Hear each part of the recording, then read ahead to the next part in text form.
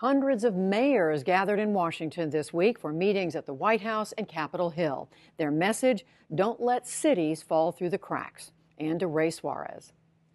President Obama won't submit his new budget blueprint to Congress until next month. But local officials across the country are already bracing for bad news. As part of the deal to raise the debt ceiling, spending must be capped at $1 trillion. And with the money from the federal stimulus programs drying up, local governments are worried they won't get the help they need.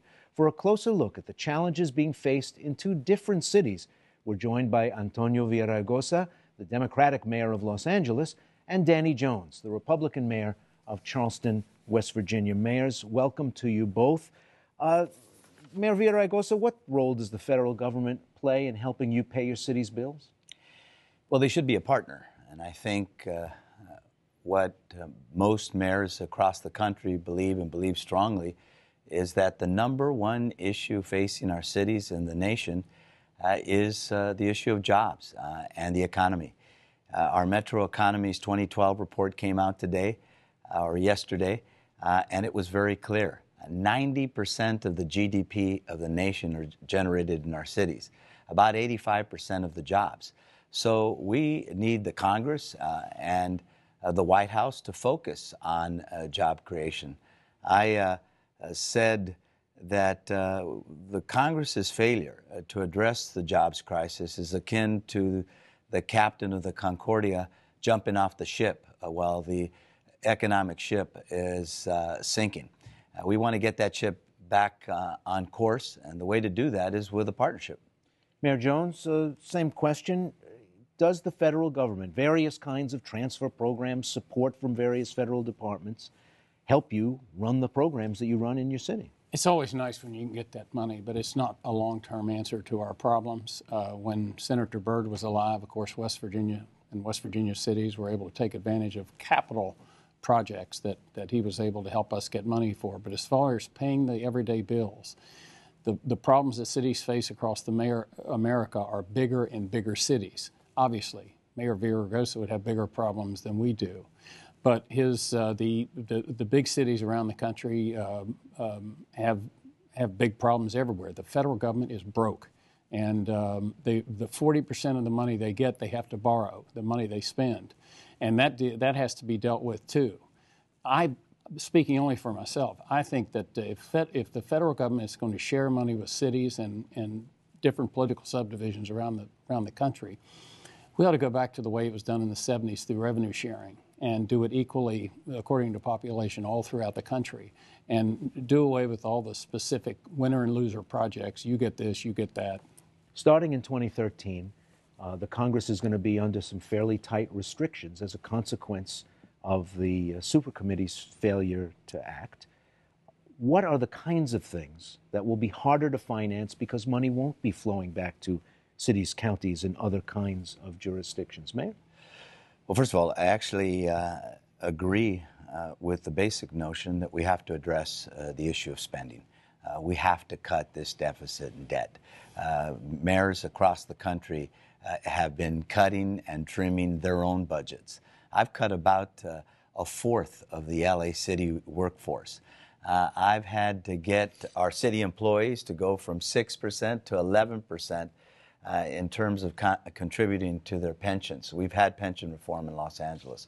What we'd like to see the federal government do is not just cut, however, they got to invest as well. So they've got to invest in making sure that our roads, our bridges, our ports, our airports are competing with roads, bridges, airports, and ports around the world.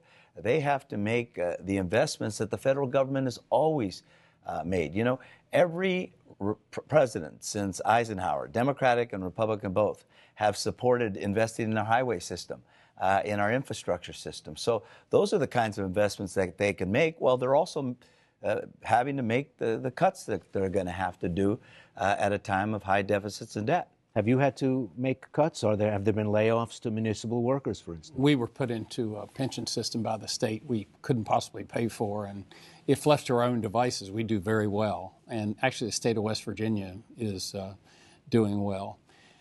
We have a civic center that needs repaired. We're not nearly on the scale as Mayor Villaraigosa, but we have a civic center that needs repaired. And if Senator Byrd was still alive, and it was 5 years ago, we might have been able to get the money from the federal government. That is not going to happen now. We have to find a way to raise the money. It's a $40 million problem. We think we can come up with 10. There's some very tough sledding in for this country and for the cities, and the bigger they are, unfortunately, I'm afraid the harder they're going to fall. Well, half the city finance officers surveyed across the country said that 11 was worse than 10. What does 2012 look like for you? Do you see the improvements that people are talking about in the economy? The indicators are it's a slow rise, but it's better. I watch financial channels every day, and it looks better. We're in northern part of West Virginia. We're having natural gas, which is starting to really do well. Unfortunately, since the Obama administration has come in, coal mines that had permits in southern West Virginia have been arbitrarily shut down, putting hundreds and thousands of coal miners out of work. These are very high-paid jobs, and this is part of the green movement in our country, which has not been good for southern West Virginia. Mayor Villaraigosa? Well, look, the economy is improving, but at a very slow rate. I think the job growth last year in our 2012 report was about 1.3% increase. We know that the economy could be improving to the tune of about 2%. That's nothing to brag home to mama in West Virginia or in LA. So that's why we're here. We want to partner with the federal government. There's no question that there are going to have to be cuts, and there are going to be a lot of them. There also has to be investments. You know, the Republican mayor of Mesa, Arizona, our second vice president, said yesterday, there are smart cuts and there are dumb cuts. When you cut infrastructure spending, that can create millions of jobs. If we don't pass the surface transportation bill as an example, we're cutting our nose to spite our face.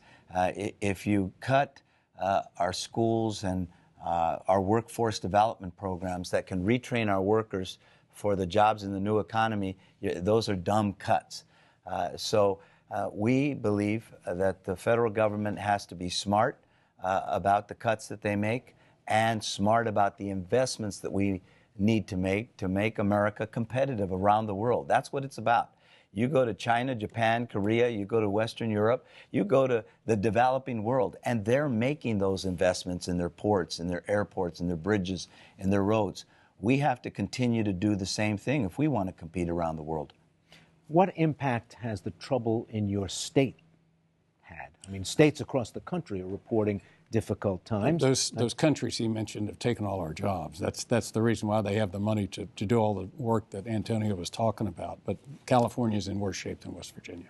Well, I think, though, in the case of both West Virginia and California and virtually every state in the United States, we always say that the difference between a state, the city, and the federal government is the federal government can print money. That's why we're in an unlimited fashion, and that's why we're in the problems that we're in. State governments balance their budget on the backs of cities, counties, and school districts. We're the only ones that can't pass the buck. We actually have to make those really tough choices. We want Congress to make an easy choice, and that's invest in job creation, invest in America's workers again. Mayor Villaraigosa, Mayor Jones, gentlemen, thank you both. Thank you. Thank you.